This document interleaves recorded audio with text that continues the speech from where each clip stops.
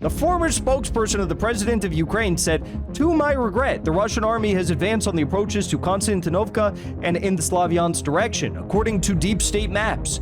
In the last 1.5 months, deep state maps have been lagging behind real events." Oh my God, they're finally admitting it after years and years. They're finally admitting it. Many Ukrainian experts also report Russian advances in Dnipropetrovsk region. This is simply terrible. We're losing territory while every mainstream media cheers that Ukraine is winning. You may have seen news about this Ukrainian, prolonged, extended drone campaign against Moscow, against regions surrounding Moscow, Crimea in particular, maybe Melitopol, if you've been following the news really closely. History Legends did a very good, thorough breakdown of these drone attacks and what they've been targeting. Okay. Now, when we look at Crimea, when we look at Melitopol, a lot of these drone attacks from Ukraine are targeting air defense systems. Okay. That goes without saying. They're targeting a lot of air defense systems, a lot of radar in Crimea, in Melitopol and the surrounding region, and some of the major highways that extend throughout the Donbass, as well as the main bridges that go and ferries that go toward Crimea. Okay. Now, what do I have to say about this? I got a few things to say about this. Of course, we cannot lose sight of the fact that, this is something that I remember Zahar Perlepin told me at the very start of the SMO. There were some journalists in the crowd asking something about, Zelensky's a clown, this, that, and the third. And it's like, yes, but, a capable one at that. And we can't lose sight of, I guess, the depravity of our enemies. And I will say that about the U.S., about Ukraine, about Israel. Obviously, everyone knows that about Israel, but we cannot lose sight of that simple fact.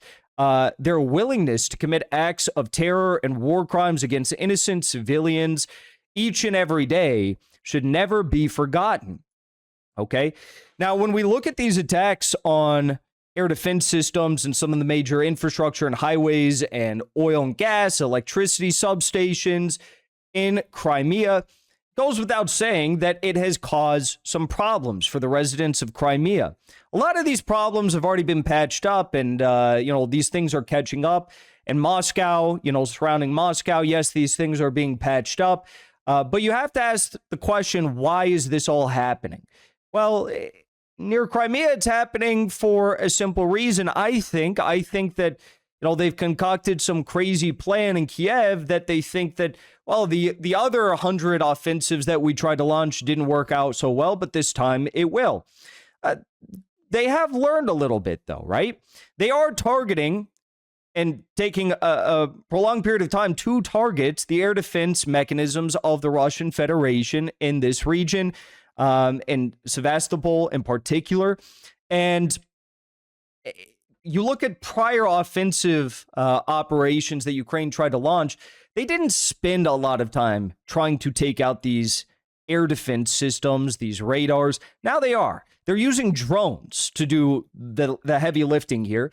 And, Russia's air defense systems that we've seen are primarily geared towards stopping missiles. That's why they were so effective against all of the various silver bullets that NATO sent Ukraine's way. And now Russia's having to cope with the fact of, say, we need to stop these drones, but also we have to worry about the likelihood that very soon it's not going to be just drones, it's going to be missiles as well. And we have already started to see some missiles. There were initial reports that Ukraine started to send some Storm Shadow missiles. Turns out they were not actually Storm Shadow missiles. They were Dagger missiles, I think they're called. So this is what Ukraine is currently doing.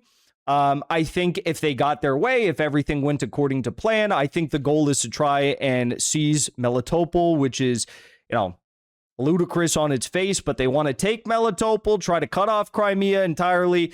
It's a long shot, but that is their, fascist plan to try and cut off the people of Crimea. And that's what's currently going on there. As for the strikes on the Moscow region, it's like, what is this really about? Russia is able to patch up any issues that come as a result of these drone attacks within days, if not a couple weeks, right? So these attacks on Moscow and the surrounding regions are really about just trying to create a state of fear and panic for the residents of a more inundated part of the Russian Federation. And I guess trying to force some sort of capitulation by just committing acts of terror against the residents of Moscow, okay? And this does nothing to actually stop the Russian offensive as we see it in the Donbass and whatever sort of large-scale offensive that the Russian armed forces may in fact be preparing in the very near future.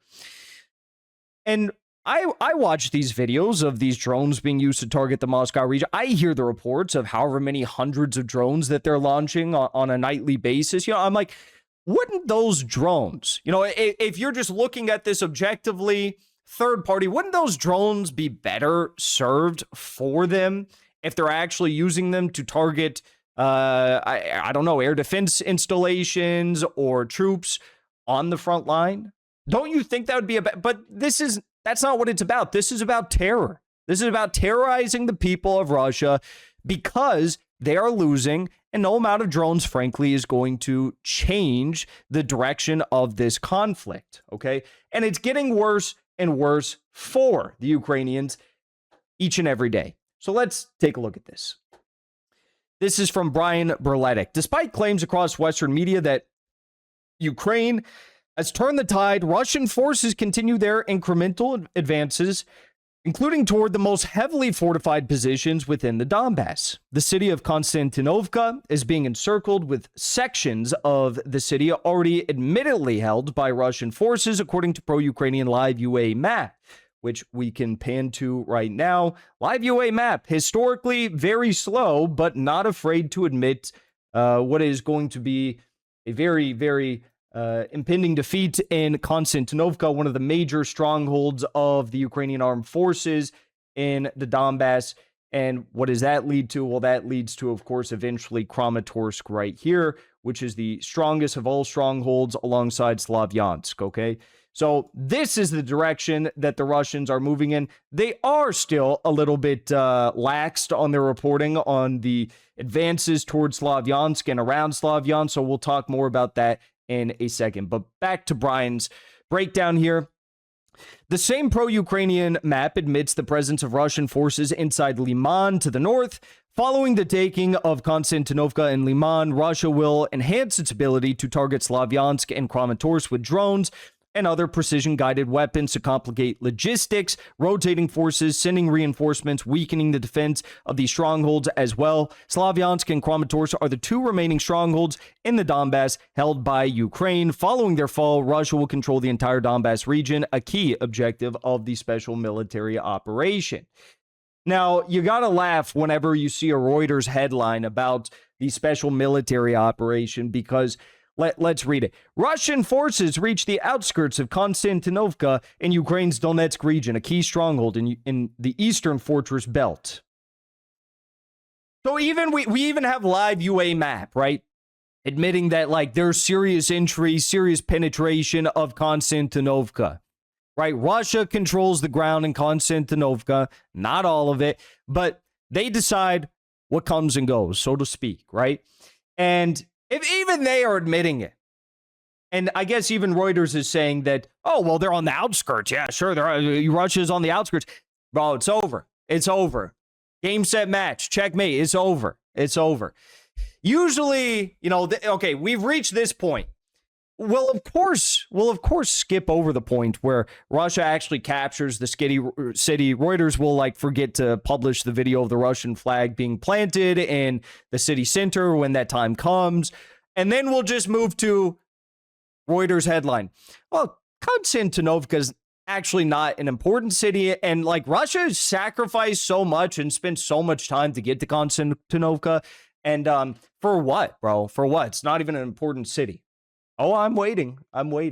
Someone who is not taking that propagandistic route is Yulia Mindel, former spokesperson for so-called president of Ukraine, Vladimir Zelensky.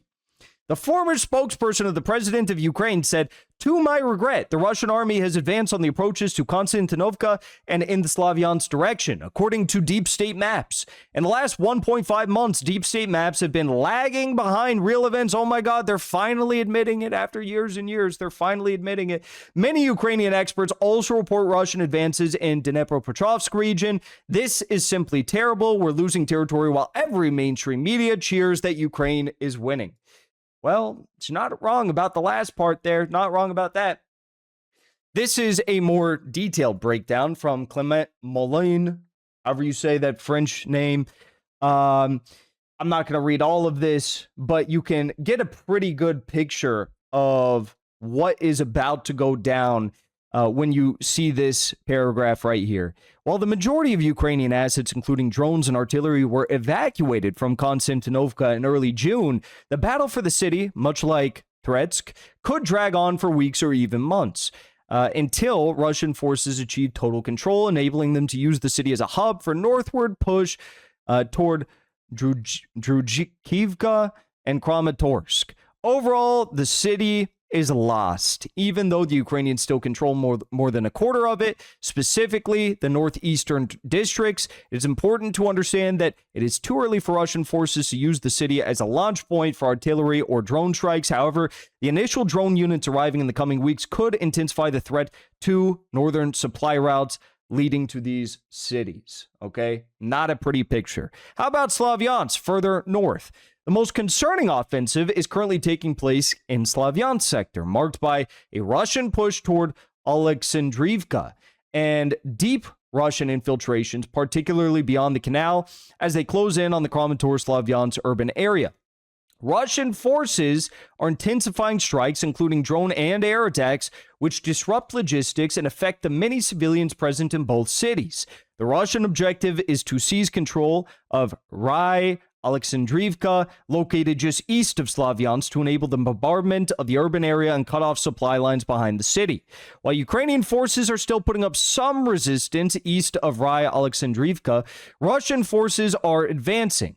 Indeed, this is the direction where they have made the most significant gains since January, advancing over 12 kilometers following the capture of Seversk. Russian forces will soon secure control of the high ground, allowing them to threaten the Sloviansk urban area. This offensive is supported by extensive airstrikes, as he demonstrated in further tweets. So it's a mess. It's a mess for the Ukrainians. Yeah. They've got their drone strikes, really nice propaganda footage when they can show video of them like blowing up a oil depot, one tank at an oil depot an hour outside of Moscow. Okay, that's like a crazy video. But what about the situation on the ground? The situation on the ground, utter defeat, utter loss. Hold the L. Even the former press secretary, former spokesperson for the president is admitting this is a massive, massive L. And this is like without some sort of a major offensive that the Ukrainians are now talking about, that the Russians are preparing to launch or something. It's like, even without that, folks, it's over. Donbass is over. We can talk about Novorossiya. We can talk about Kiev, but Donbass, it's a lock. It's a lock. It just is a matter of time now. So there you have it. Not looking good for them one bit. Before you leave, I want to say thank you for the support, because after 2 years of being banned, we are finally back home on YouTube. So be sure to subscribe to our channel and also join as a member on our channel using the link at the top of the description. I rely on the generous support of viewers like yourself to get the truth out to as many people as possible. You can also support the show on Locals or Give Sin Go. The mainstream media and the powers that be are never going to stop attacking us for bringing the truth to as many people as we do. Thank you so much for your support.